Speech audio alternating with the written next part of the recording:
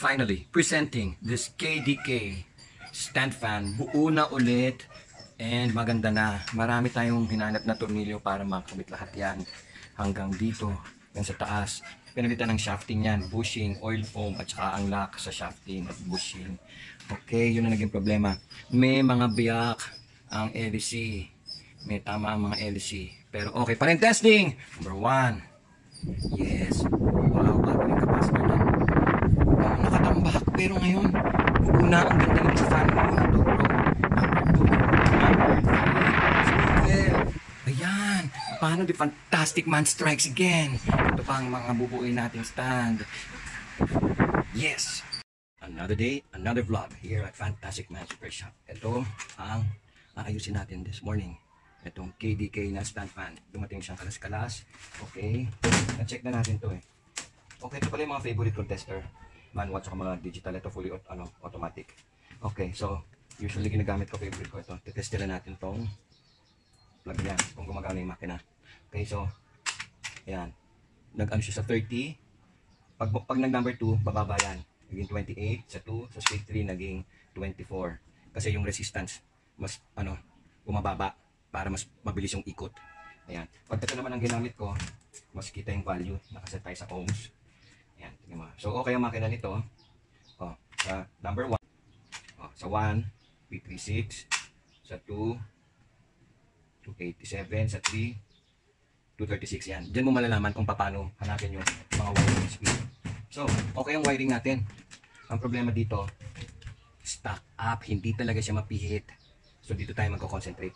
Pero pag bukas natin, sana hindi sabog-sabog yung wire ng stator.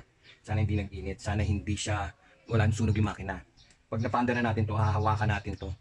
Kung malakas pa yung makina. Pag napigil natin to, ibig sabihin, palitin na yung makina. Dapat malakas yung magnetic force para mapaikot tong shafting. Yun lang. Okay, let's do this.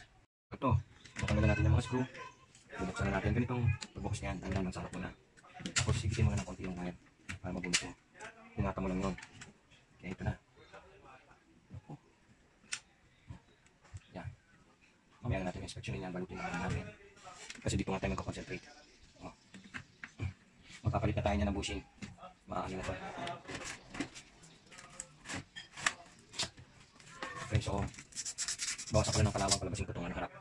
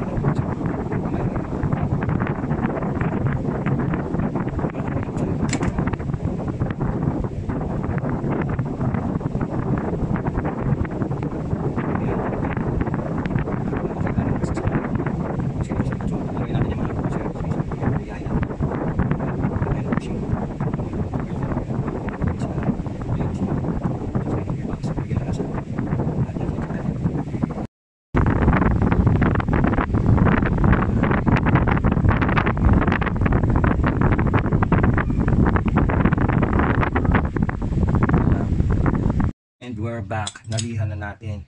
Hindi ubra, malalim. Pinagtsagaan ko hambulin, hindi pwede.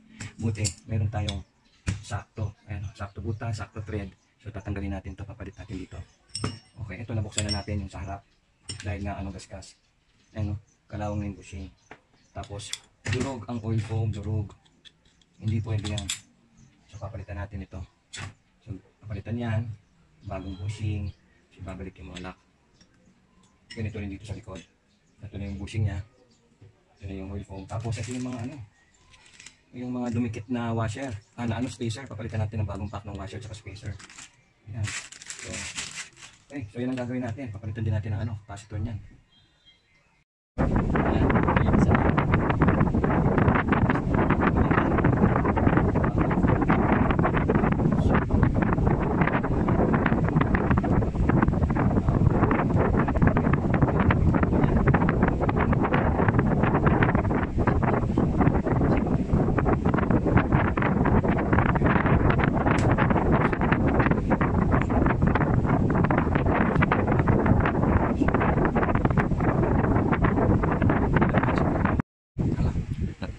tayo dahil ayaw mag-lock ito.